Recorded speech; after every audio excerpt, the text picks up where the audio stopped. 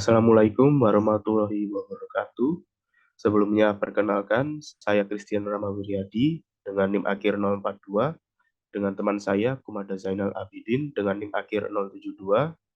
Di sini kami akan mempresentasikan laporan praktik kerja lapangan di Dinas Kepemudaan dan Olahraga Provinsi Jawa Timur yang sudah kami lakukan antara bulan Juli sampai bulan Agustus sebelumnya. Yang pertama ada pendahuluan. Untuk latar belakangnya sendiri, Indonesia merupakan negara yang memiliki kekayaan melimpah dalam berbagai hal. Salah satunya adalah jumlah penduduk. Jumlah penduduk Indonesia yang melimpah tersebut menjadikan berbagai persaingan yang ada berjalan dengan semakin ketat. Salah satunya adalah persaingan dalam dunia kerja. Sehingga kualitas tenaga kerja perlu dikembangkan dengan semakin baik. Perguruan tinggi merupakan salah satu gerbang awal seseorang sebelum menghadapi dunia kerja.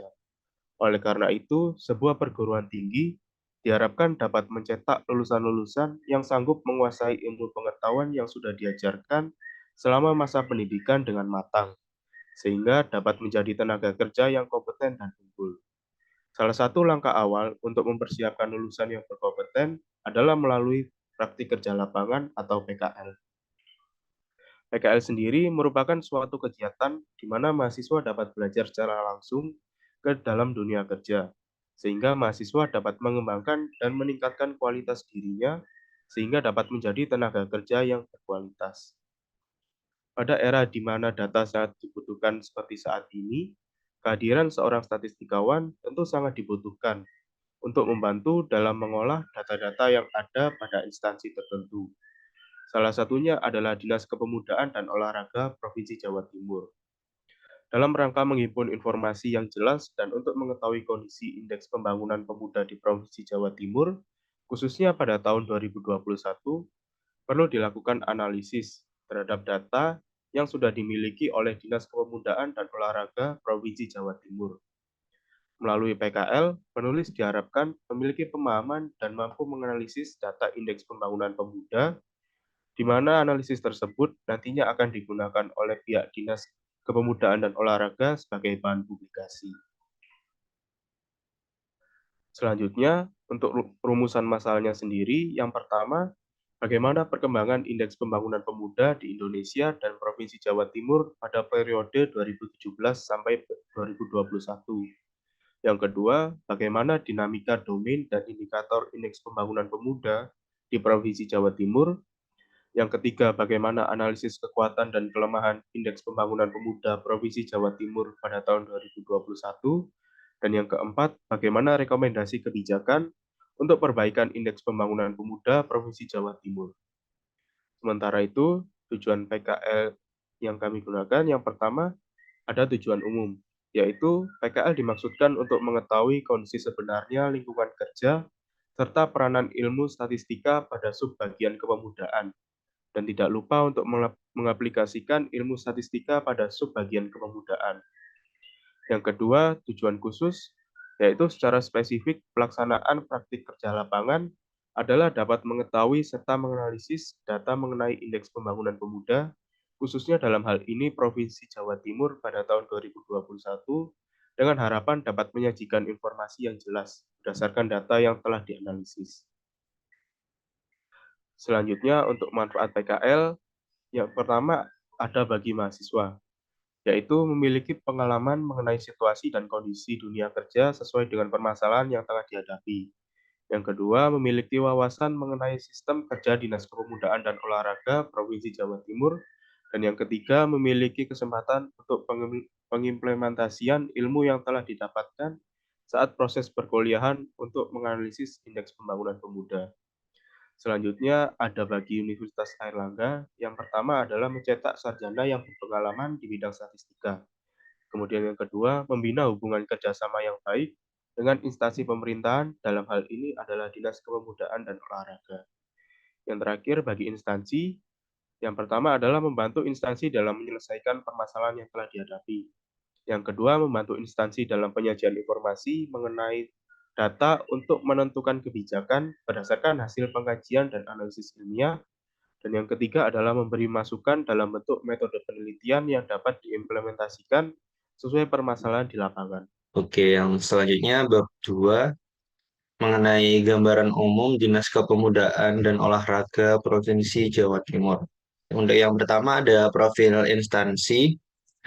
Tugas pokok dan fungsi Dispora Jawa Timur diatur dalam Pergub Jatim nomor 26 tahun 2016 tentang Dinas Kepemudaan dan Olahraga Provinsi Jawa Timur yang mempunyai tugas untuk membantu gubernur melaksanakan urusan pemerintahan yang menjadi kewenangan pemerintah provinsi di bidang kepemudaan dan olahraga serta tugas pembantuan.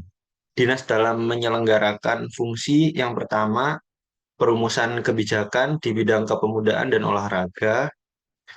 Lalu yang kedua, pelaksanaan kebijakan di bidang kepemudaan dan olahraga. Selanjutnya, pelaksanaan evaluasi dan pelaporan di bidang kepemudaan dan olahraga. Yang keempat, pelaksanaan administrasi Dinas Bidang Kepemudaan dan Olahraga. Lalu yang terakhir, ada pelaksanaan fungsi lain yang diberikan oleh gubernur terkait dengan tugas dan fungsinya. Untuk nama instansinya, Dinas Kepemudaan dan Olahraga Provinsi Jawa Timur, yang beralamat di Jalan Kayun nomor 56, Kecamatan Embong Kaliasin Genteng, Surabaya, Jawa Timur, kode pos 60271. Lalu untuk bagian instansinya ada sekretariat, lalu bidang kepemudaan, bidang keolahragaan, bidang manajemen, dan bidang kemitraan. Lalu selanjutnya seperti berikut logo instansi Dinas Kepemudaan dan Olahraga Provinsi Jawa Timur. Untuk struktur organisasi di Dispora Provinsi Jawa Timur bisa dilihat pada bagian berikut ini. Untuk selanjutnya, visi misi Dispora Provinsi Jawa Timur. Untuk visinya terwujudnya pemuda dan olahragawan yang berkarakter, berdaya saing, dan berprestasi. Untuk misinya mewujudkan pelayanan kepemudaan untuk penyadaran, pemberdayaan, dan pengembangan. Lalu yang kedua, mewujudkan tata kelola keolahragaan secara sistematis, terpadu, berjenjang, berkelanjutan, dan berbasis iptek. Next. Selanjutnya ada bab 3 terkait pelaksanaan praktik kerja lapangan, di mana waktu yang digunakan untuk PKL adalah dari tanggal 11 Juli tahun 2022 sampai 11 Agustus tahun 2022, setiap hari Senin sampai Jumat pukul 8 sampai 15 WIB. Sementara tempatnya adalah di Dinas Kepemudaan dan Olahraga Provinsi Jawa Timur. Untuk kegiatan yang dilakukan selama PKL, yaitu terdapat 24 hari kerja, di mana masing-masing hari dijabarkan pada tabel berikut ini.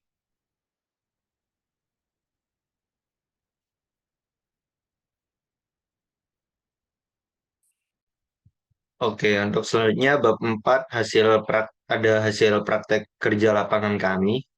Boleh di next. Untuk kemarin kebetulan kami membantu Dinas Kepemudaan dan Olahraga Provinsi Jawa Timur untuk mengolah data mengenai indeks pembangunan pemuda. Nah, yang pertama coba kita terangkan mengenai definisi pemuda itu sendiri.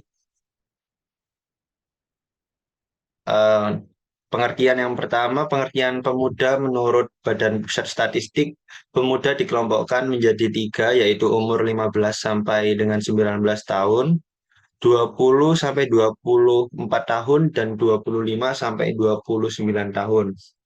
Lalu menurut Undang-Undang Nomor 40 Tahun 2009, pemuda berusia antara 16 sampai 30 tahun. Oke, selanjutnya ada oh, batasan usia pemuda menurut United Nations ada 10 sampai 24 tahun. Lalu the Commonwealth 15 sampai 29 tahun. Lalu untuk European Union 15 sampai 29 tahun. Lalu untuk UN Habitat Youth Fund 15 sampai 32 tahun. Lalu menurut World Bank 15 sampai 34 tahun dan African Union 15 sampai 35 tahun. Next. Indeks Pembangunan Pemuda. Nah, Indeks Pembangunan Pemuda atau IPP ini menjadi indikator yang dapat dijadikan patokan dalam mengetahui perkembangan pembangunan pemuda. Nah, berdasarkan peraturan yang dibuat oleh Bappenas, IPP disusun dari 5 domain dan 15 indikator. Untuk domain yang pertama ada pendidikan dengan indikatornya rata-rata lama sekolah, APK sekolah menengah, dan APK perguruan tinggi. Lalu untuk kesehatan dan kesejahteraan ada satu, dua, tiga, empat, ada 4 domain yaitu angka kesakitan pemuda, lalu persentase pemuda korban kejahatan, persentase pemuda yang merokok, dan juga persentase remaja perempuan yang sedang hamil.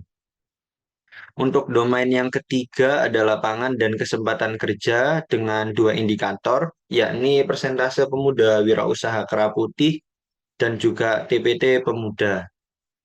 Lalu untuk domain yang ketiga, partisipasi dan kepemimpinan dengan 3 indikator, yakni persentase pemuda yang mengikuti kegiatan sosial kemasyarakatan, lalu persentase pemuda yang aktif dalam organisasi, dan persentase pemuda yang memberikan saran atau pendapat dalam rapat. Lalu untuk domain yang terakhir, memiliki 3 indikator, yakni angka perkawinan usia anak, persentase pemuda perempuan yang sedang menempuh pendidikan menengah dan tinggi, lalu persentase pemuda perempuan yang bekerja di sektor formal. Oke, selanjutnya kita coba untuk menyandingkan antara Indeks Pembangunan Pemuda Nasional dan Indeks Pembangunan Pemuda Jawa Timur. Untuk nilai IPP Indonesia pada periode 2017 sampai 2021 mengalami tren yang fluktuatif. Terdapat kenaikan pada tahun 2017 sampai 2019, lalu ada kenaikan lagi di tahun 2020 ke 2021. Lalu untuk penurunan IPP nasional ini terjadi pada tahun 2019 ke 2020, yakni dari 52,67 menjadi 51. Selanjutnya untuk Indeks Pembangunan Pemuda Jawa Timur mengalami tren yang fluktuatif juga dengan kenaikan di tahun 2017 ke tahun 2018. Selanjutnya kenaikan itu terjadi pada tahun 2019 ke tahun 2020. Untuk penurunannya sendiri ada di tahun 2018 ke 2019, lalu 2020 ke 2021. Oke, untuk selanjutnya Indeks Pembangunan Pemuda ini coba kita lakukan analisis dengan analisis klaster. Untuk klaster yang pertama memiliki nilai domain pendidikan, kesehatan, dan kesejahteraan, lapangan dan kesempatan kerja, partisipasi dan kepemimpinan, serta gender dan diskriminasi yang sangat tinggi. Lalu untuk klaster yang kedua memiliki nilai domain lapangan dan kesempatan kerja, serta partisipasi dan kepemimpinan yang tinggi.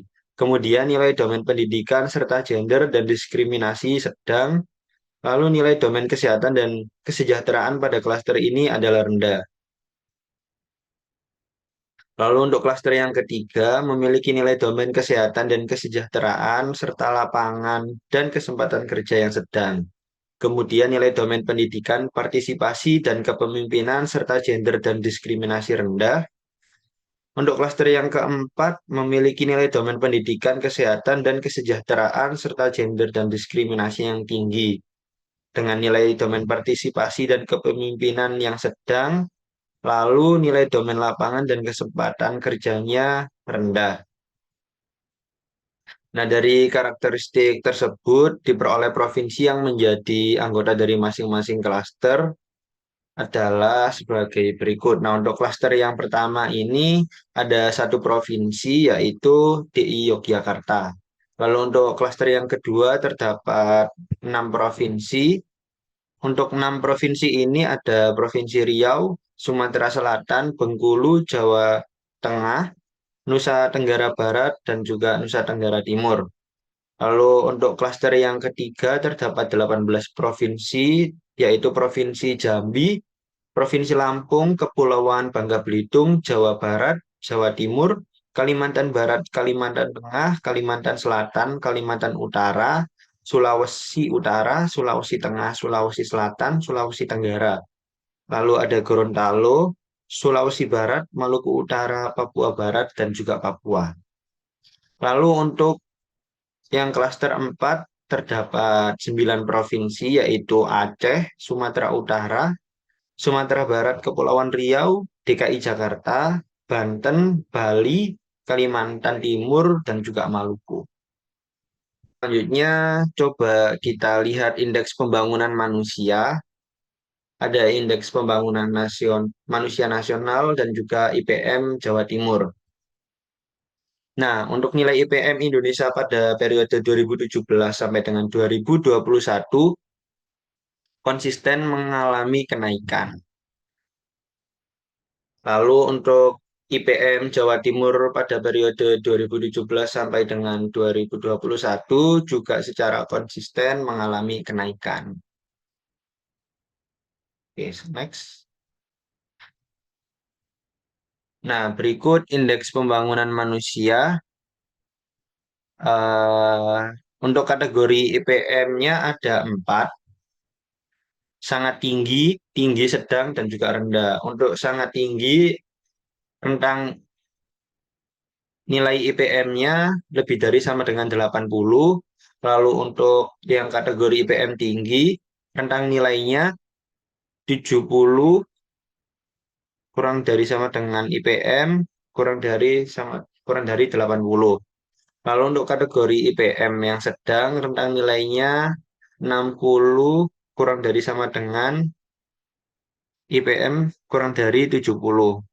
Lalu untuk kategori IPM rendah, yakni IPM kurang dari 60. Itu Mbak, next. Nah, selanjutnya kita coba cari tahu korelasi antara IPP dan juga IPM. Setelah kita melakukan perhitungan dengan bantuan software Minitab, bisa kita lihat bersama bahwa korelasi IPP dan IPM berkorelasi positif yang ditandai dengan garis biru yang naik ke arah kanan. Ketika nilai IPP antar provinsi mengalami kenaikan, maka nilai IPM antar provinsi juga akan mengalami kenaikan. Nah, untuk nilai R square-nya 0,308. Maka nilai IPM antar provinsi tahun 2021 dapat dijelaskan sebesar 30,8% oleh nilai IPP antar provinsi tahun 2021. Next.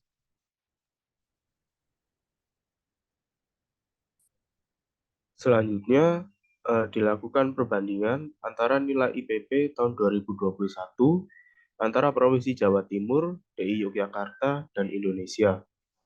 Perbandingan antara Provinsi Jawa Timur dengan Provinsi DI Yogyakarta dilakukan karena Provinsi DI Yogyakarta merupakan provinsi dengan nilai IPP tertinggi pada tahun 2021. Sedangkan perbandingan dengan nilai nasional dilakukan dengan tujuan untuk melihat sejauh mana perkembangan pemuda di Jawa Timur dibandingkan rata-rata nasional. Adapun perbandingan nilai IPP-nya dapat dilihat pada diagram seperti berikut. Terlihat bahwa perbedaan nilai IPP antara Provinsi Yogyakarta dengan Jawa Timur terlihat cukup jauh. Sementara untuk perbandingan dengan IPP nasional, perbedaannya tidak terlalu jauh. Selanjutnya terdapat perbandingan nilai indikator, maksud saya perbandingan nilai indeks domain tahun 2021 antara Provinsi Jawa Timur, DI Yogyakarta, dan Indonesia. Di mana untuk perbandingan dengan Provinsi DI Yogyakarta, terdapat perbedaan terbesar pada domain gender dan diskriminasi, dengan perbedaan sebesar 30 poin, sementara perbedaan terkecil pada domain kesehatan dan kesejahteraan, sebesar 7,5 poin.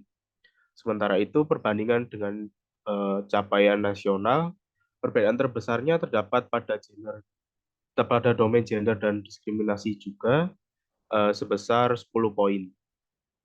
Untuk kesimpulannya, keseluruhan capaian domain Provinsi Jawa Timur pada tahun 2021 masih tertinggal dari Provinsi DKI Yogyakarta.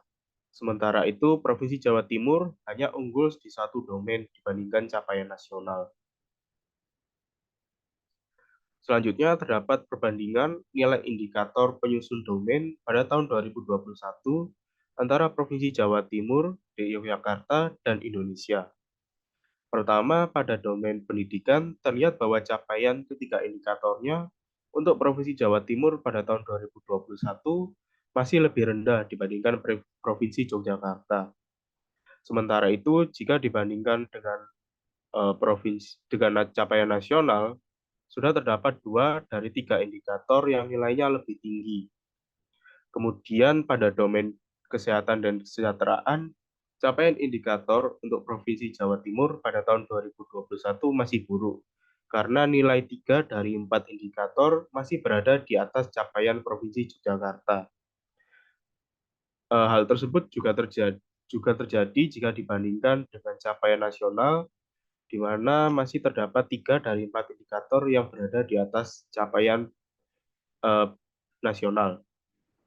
Di mana pada domain ini capaian indikator akan semakin baik apabila nilainya makin rendah. Selanjutnya terdapat perbandingan nilai indikator tahun 2021 antara Provinsi Jawa Timur, DKI Yogyakarta, dan Indonesia. Untuk domain selanjutnya terdapat domain lapangan dan kesempatan kerja, di mana capaian indikator pemuda wirausaha kerah putih untuk Provinsi Jawa Timur sudah lebih baik daripada capaian nasional, meskipun masih berada di bawah capaian Provinsi Yogyakarta.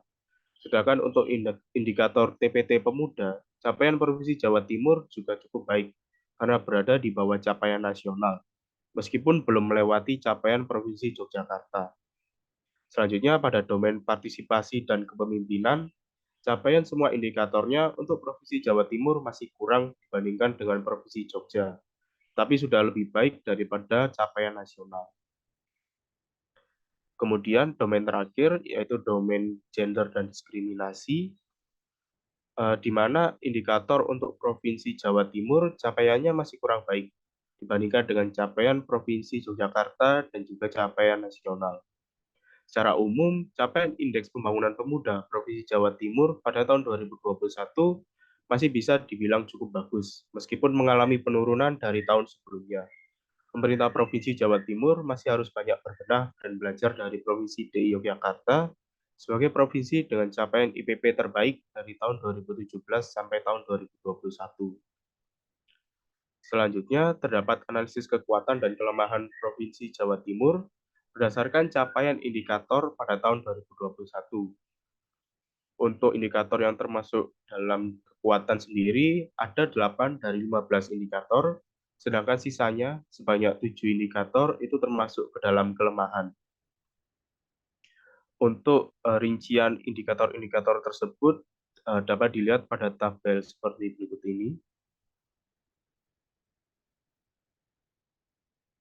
Selanjutnya, saran yang dapat diberikan untuk pemerintah Jawa Timur dalam memperbaiki kondisi IPP Provinsi Jawa Timur pada tahun mendatang, yaitu yang pertama memberikan pemahaman mengenai pentingnya pendidikan yang tidak memandang gender, status sosial, dan suku. Kemudian membuat fasilitas pelatihan yang mengakomodir minat pemuda di sektor formal maupun di sektor ekonomi kreatif. Dan yang ketiga, menciptakan ruang publik yang nyaman dan aman bagi semua orang. Selanjutnya, bab 5 penutup. Pertama, terdapat kesimpulan. Yang pertama, perubahan nilai Indeks Pembangunan Pemuda atau IPP Indonesia dan Provinsi Jawa Timur antara periode 2017 sampai 2021 berfluktuatif. IPP Indonesia mengalami peningkatan pada periode 2017 sampai 2019 dan 2020 sampai 2021, serta mengalami penurunan pada periode 2019 ke 2020. Sementara itu, IPP Jawa Timur mencatat peningkatan pada periode 2017 ke 2018 dan 2019 ke 2020, serta mengalami penurunan pada periode 2018 ke 2019 dan 2020 ke 2021. Dari 5 domain yang menjadi penyusun IPP, sebanyak 2 domain mengalami kenaikan, yaitu domain pendidikan dan domain gender dan diskriminasi. Kemudian 2 domain memiliki nilai yang tetap, yaitu domain lapangan dan kesempatan kerja, serta domain partisipasi dan kepemimpinan. Kemudian 1 domain mengalami penurunan, yaitu domain kesehatan dan kesejahteraan pada periode 2017 sampai 2021. Selanjutnya, sebanyak 10 dari 15 indikator yang menjadi penyusun domain mengalami kenaikan pada periode 2017 sampai 2021. Meskipun mengalami kenaikan, hal tersebut tidak serta-merta berarti bahwa capaian pada tahun 2021 lebih baik, karena ada beberapa indikator yang capaiannya akan semakin baik apabila nilainya semakin kecil. Kemudian yang ketiga, sebanyak 8 dari 15 indikator tergolong dalam kekuatan Provinsi Jawa Timur. Beberapa indikator yang dikategorikan sebagai kekuatan yaitu rata-rata lama sekolah, APK sekolah menengah, pemuda wirausaha kerah putih, pemuda yang mengikuti kegiatan sosial dan kemasyarakatan, pemuda yang aktif dalam organisasi, pemuda yang memberikan saran dalam rapat, persentase pemuda korban kejahatan, dan TPT pemuda. Sementara itu, 7 indikator sisanya tergolong dalam kelemahan, yaitu indikator angka kesakitan pemuda, persentase pemuda yang merokok, persentase remaja perempuan yang hamil, angka perkawinan usia anak, APK perguruan tinggi, persentase perempuan yang sedang menempuh pendidikan di sekolah menengah dan perguruan tinggi, serta persentase pemuda perempuan yang bekerja di sektor formal. Kemudian selanjutnya, memberikan pemahaman kebijakan yang direkomendasikan oleh penulis adalah memberikan pemahaman mengenai pentingnya pendidikan yang tidak memandang gender, status sosial, dan suku. Kemudian dengan membuat fasilitas pelatihan yang mengakomodir minat pemuda di sektor formal maupun di sektor ekonomi kreatif. Lalu, kebijakan selanjutnya adalah dengan menciptakan ruang publik yang aman dan nyaman bagi semua usia. Selanjutnya, saran yang dapat diberikan oleh penulis yaitu yang pertama, peserta PKL diharapkan lebih kreatif dan inovatif dalam mengembangkan proyek yang diberikan oleh instansi bersangkutan yang nantinya dapat dijadikan bahan dalam pembuatan laporan akhir PKL. Kemudian yang kedua, peserta PKL diharapkan dapat lebih teliti dalam menguasai materi yang akan digunakan dalam mengerjakan proyek yang diberikan agar kesalahan dalam hal pembuatan hasil dan interpretasi menjadi kecil. Oke, selanjutnya ada dokumentasi kegiatan. Coba next. Yang pertama ada pengarahan serta pembekalan dari pihak Dispora Jatim pada 11 Juli 2022. Selanjutnya ada pembagian proyek oleh pihak Dispora Jatim pada 12 Juli 2022.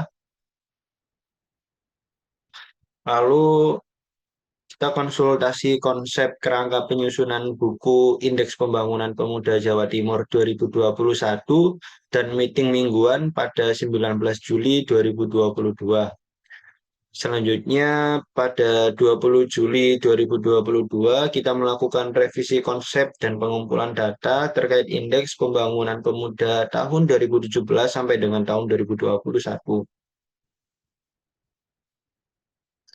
Nah, pada 2 Agustus kita melakukan kick-off meeting dengan pembina PKL lapangan.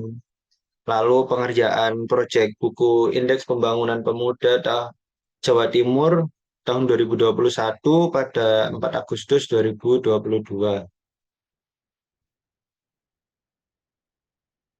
Selanjutnya kita melakukan presentasi hasil analisis data Indeks Pembangunan Pemuda pada 11 Agustus tahun 2022.